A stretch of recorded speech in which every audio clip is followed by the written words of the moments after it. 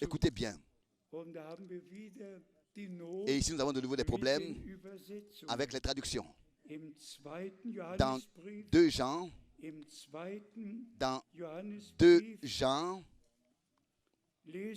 nous lisons le verset 7. La deuxième épître de Jean, le verset 7. Et laissez-moi directement ici le dire. Ce que nous avons lu tout à l'heure se référait à la première venue du Seigneur.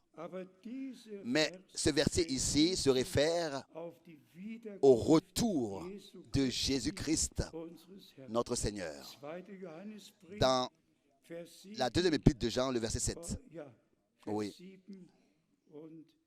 Verset 7 et encore jusqu'au verset 10.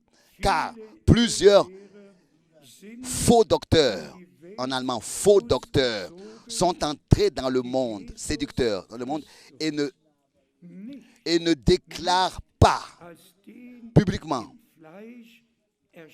Jésus-Christ venant en chair. Pas est venu en chair, mais ne publie pas Jésus-Christ venant en chair. Ne déclare pas publiquement Jésus-Christ venant en chair. Et dans plusieurs traductions, ce texte-là se réfère à la première venue de Christ. C'est écrit que Jésus-Christ est venu en chair. Non, non, venant en chair. Au futur, la première venue est il y a 2000 ans d'ici. Mais ici, on doit le lire comme ça, ne déclarant pas publiquement Jésus-Christ venant en chair. Ici, nous devons témoigner que le même Jésus-Christ qui est ressuscité et qui, aux yeux des disciples, est monté au ciel.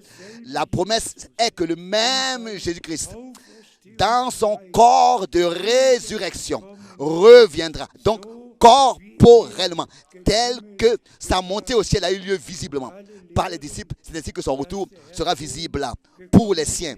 Et c'est ainsi que ce faux enseignement qui dit qu'il est déjà revenu, vous pouvez l'oublier. Le retour du Seigneur sera le plus grand événement puissant qui aura lieu encore, qui n'a pas encore eu lieu. Lisons encore cela ici pour que tous nous puissions bien le comprendre et le recevoir dans notre cœur. Car plusieurs faux docteurs, plusieurs séducteurs sont entrés dans le monde,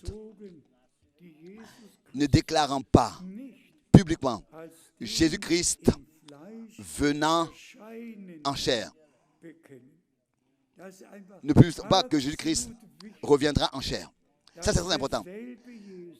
Ne publions pas que Jésus-Christ reviendra en chair. Le même Jésus-Christ reviendra, pas un enseignement comme certains branhamistes le prêchent. Apocalypse 10 est même déjà accompli, le Seigneur est déjà revenu.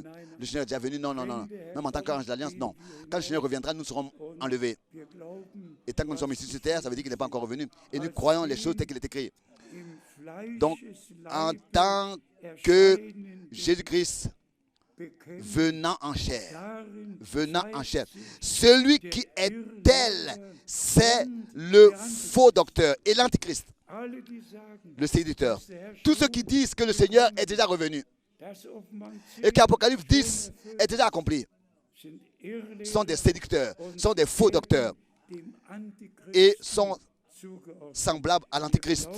Nous croyons comme le dit les Écritures, pour ne pas être contre Christ, antichrist. Donc, nous croyons à son retour corporel, personnel. En tant que le Rédempteur, comme c'est écrit dans 1 Thessaloniciens, le Seigneur lui-même descendra. 1 Thessaloniciens 4. Et nous lisons ici au verset 8. Prenez garde. Verset 8. Dans ce contexte, il est dit, dans le contexte des séducteurs et des faux docteurs, prenez donc garde à vous-même, afin que vous ne perdiez pas le fruit de votre travail, mais que vous receviez une pleine récompense. Donc, n'acceptez aucune fausse doctrine et aucune discussion. Sur la parole de Dieu, on ne discute pas. Sur les Écritures, on ne discute pas. On la prêche, on la croit telle qu'elle est écrite. On ne discute pas là-dessus. Et tous les frères dans le service savent que quand ils viennent dans le bureau, veulent avoir une discussion sur une écriture, je ne peux pas l'accepter. Jusqu'aujourd'hui, je n'ai pas accepté une unique discussion sur une parole, sur un enseignement biblique. Jamais. Je ne peux pas.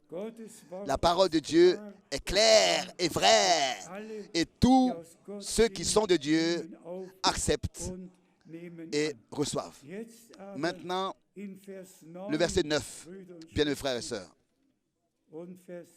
et verset 10. Quiconque va plus loin et ne demeure pas dans la doctrine de Christ, dans la doctrine de Christ, dans la doctrine que notre Seigneur Rédempteur, de la même manière, reviendra dans un corps de chair, reviendra en chair, il reviendra en chair. Celui qui ne demeure pas dans cette doctrine de Christ n'a point Dieu. Celui qui demeure dans cette doctrine a le Père et le Fils. Celui qui ne demeure pas dans l'enseignement biblique n'a pas Dieu, n'a point Dieu, n'a point Dieu. Il n'a jamais point, jamais. Donc, il peut chanter et parler de Dieu, prêcher sur Dieu, mais il n'a point Dieu. Il n'a point Dieu parce qu'il a un esprit d'erreur et Dieu ne peut pas être présent dans un esprit d'erreur. Il n'a pas Dieu, il n'a point Dieu.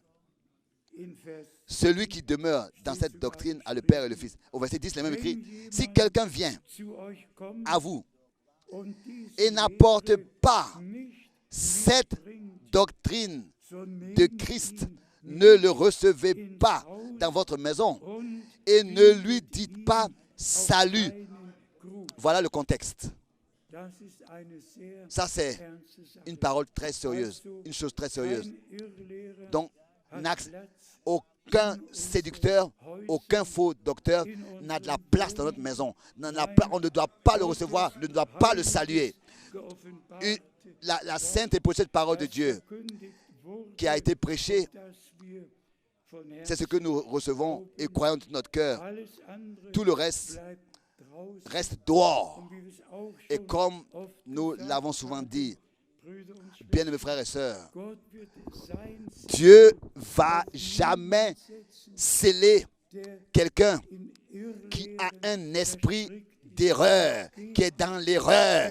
Ce n'est pas possible. Nous pouvons que apporter Dieu en relation avec la véracité.